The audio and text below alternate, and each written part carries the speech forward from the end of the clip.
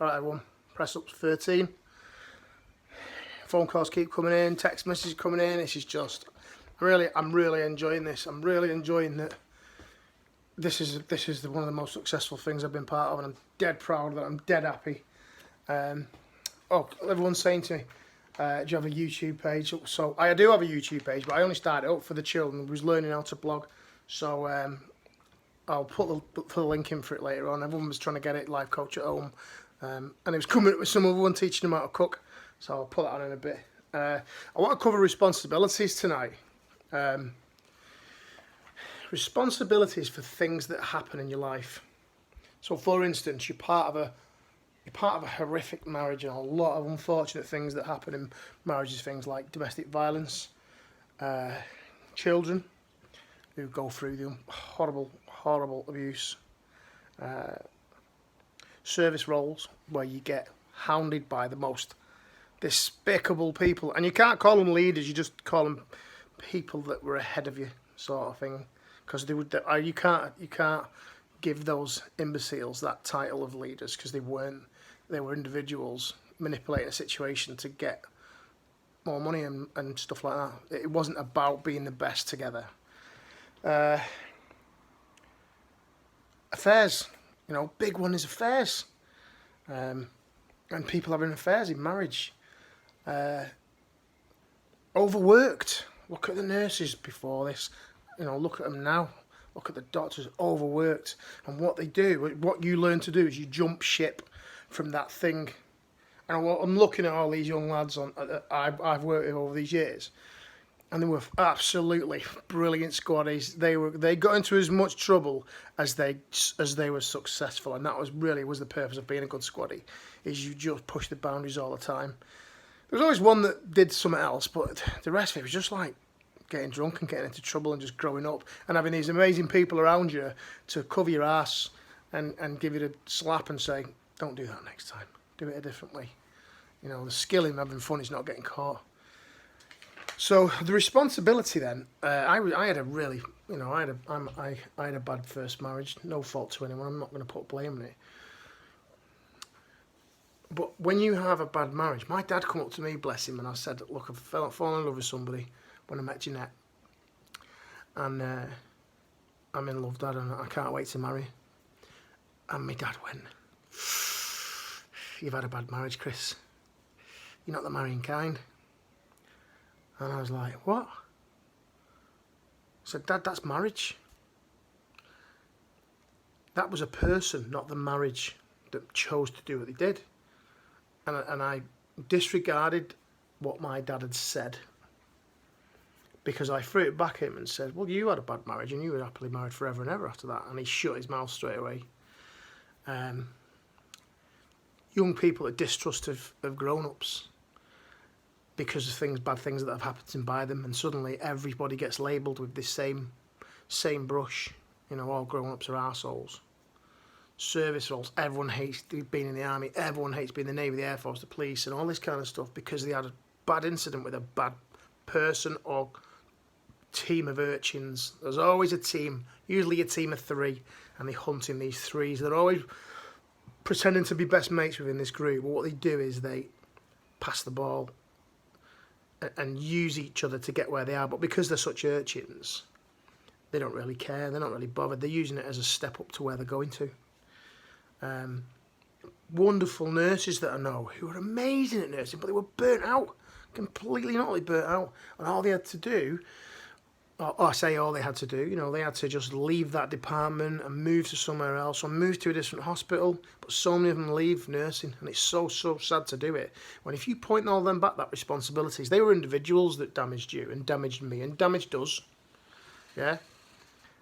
But once bitten, twice shy. I was outside a shop one day, and I was just driving off, and I seen this little girl go over to the door, and outside the door was a little dog on a lead, and the dog just sat there, and she went to stroke it, and it bit her finger, and it drew blood, and I just looked at that little girl and thought, she'll hate dogs forever, and it wasn't all the dogs in the world. I've got 2 of the best dogs in the world here, Harley and Bo, and they'd never do anything like that. But if she were to come near my dog, she would say, I don't like dogs, because dogs are horrible, dogs bite you. And do you see where that's linked to now? Is we link to a thing, a problem, an incident to a group. How does that come about then?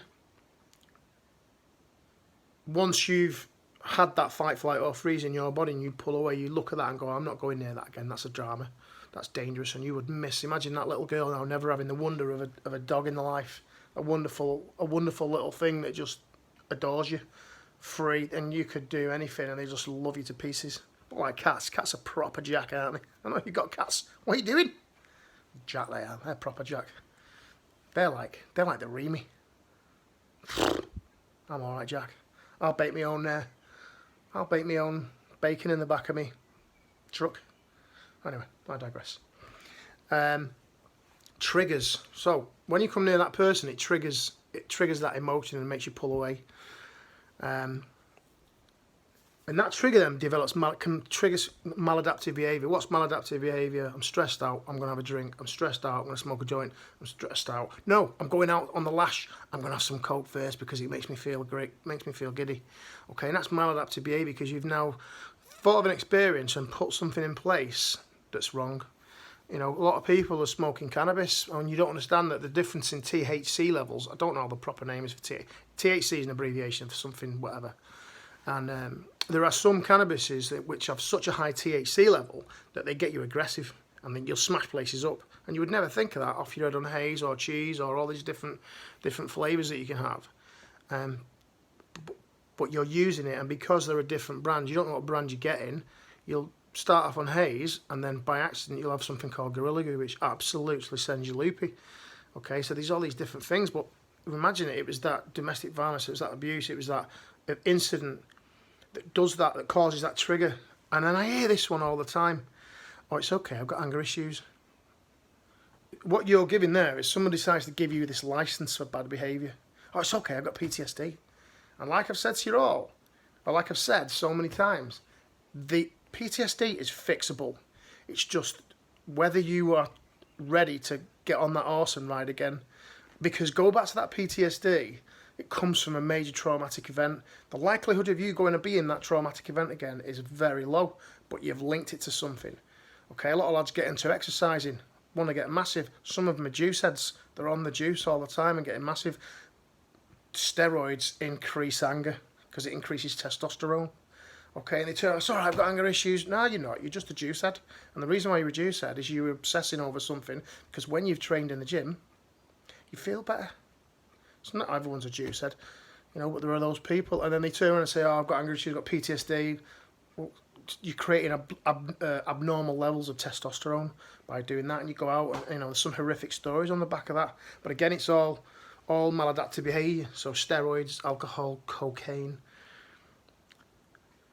Because we got hurt, we need the there, and the there is that alcohol and those drugs and all these different things.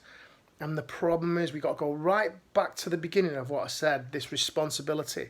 Oh, marriage caused me to have domestic violence. Grown-ups are horrible because they do abuse, and you think to yourself, go back to the 0 point. It was the person who caused your marriage. It was the person who caused the abuse. Okay? It was a career-minded, unfeeling, uncaring person who made you leave the services, ruined your career, because they, and I use this word, they're those kind of people, when you get hurt and you look at them and think, how do you keep doing that? They have no comprehension. They have no comprehension that they have.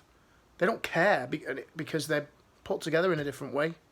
Yeah, you can have a Ferrari and you can have a Land Rover.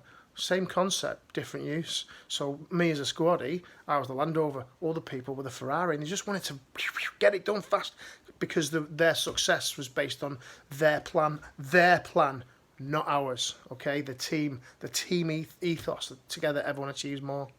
All right, so you've been damaged by a person, a place, or a thing, and then you have to now sit back and accept that and think, do you know what? I will not be part of that person's life anymore because I don't have to. Don't do the Jesus thing. Don't do the right thing. You don't have to forgive a person for hurting your feelings. Okay? That's not what this is about. This is about understanding. I put my heart on a plate and you smashed it. I won't do that again. and it's up to you then. You just carry on with your journey. If a person tries to come alongside again, you've got that time now to think, do I want you part of my life? Okay, so take it back. It's a person that does a thing. It's always this, and it's all behaviour. We learn behaviour off everyone. All behaviour is learned, okay? Anything you do, you've seen somebody else do and gone, oh, I like that. All right, your house is based on somebody else's house that you've seen. Your job, you look at someone and went, well, that's amazing. So we have these positive people and these negatives, and you have to accept, for all the amazing inspirational people that you know in your life, there's always an arsehole. There's a North Pole, there's a South Pole, there's a left, there's a right, there's an up and there's a down. Accept that. And when you choose to do something about your life, you move on to the next phase. But what a lot of people love is this thing that Paul McGee talks about, hippo time. You move through these series in your life and you go have the event. So for instance, bereavement takes 5 years to get over. 2.5 down to the rock bottom when you're feeling like garbage, and 2.5 back up. But some people like to do this thing what Paul McGee refers to as hippo time, where you're a hippo and you're supposed to wallow sometimes and enjoy, understand. Don't skip past the sadness, Let it consume you for a while and then move on. But they get stuck in hippo time because somebody comes up to them and goes, oh, they're there. That creates an emotional need then. Oh, I'm feeling good. People feel sorry for me. Oh, I really like that. I will just wallow all the time. Oh, wound. Oh, I'm this, I'm that. Oh, it's amazing. Most perfect example is a Facebook status. Grrr. Need. There's a need there. I am so angry. ... What's up, babe? What's up, babe? Is you've got an issue there that you need to deal with, dudes and dudettes. All right, and it's this. Take this responsibility. Take responsibility for your happiness. Take responsibility for your sadness. Take responsibility for an incident that's occurred in life and push through. Because when you wallow, you don't gain any ground. You can't move forward. If you're getting drunk every night, why? Why are you getting drunk every night? Why are you smoking weed every day? Why? So have a look at it. Have a look at that. And remember, the first day you want to be fixed, you just ask for help, pick it up and go, I'm done now. I've wallowed. I need to start pushing on. I need phase 2 of my life. There's so many numbers on planet Earth because we just moved to about 1 to 2 to 3 to 4 to 5 to 6 to 7. Or you just get stuck on one and you're like a broken record that stops and repeats the same verse. And you know what's like when that happens on a record player, those of you that are old enough, you don't want to listen to it anymore. Don't want to listen to that album. It just keeps, there's a scratch in it. Well, fix it. All right? Everyone's there to help you. Be brave. Step out of it. Don't think you're the only person that's struggling with that. All right? That's what being this is all about. It's about feeling that love again, and you're all entitled. You're all entitled to love. You're all entitled to be the best you can be. You're the best you. Every day you got to look at that in the mirror. Okay? I'm the best me and there's nobody better. So come on, team. Take a breath. Get out the mud. Take a step forward and hold the person responsible. You didn't do anything wrong. Okay? They pressed the button. They hid the bomb. They pulled the trigger. They gave you the crap shift. They. Take responsibility of all the outs that hurt and push on.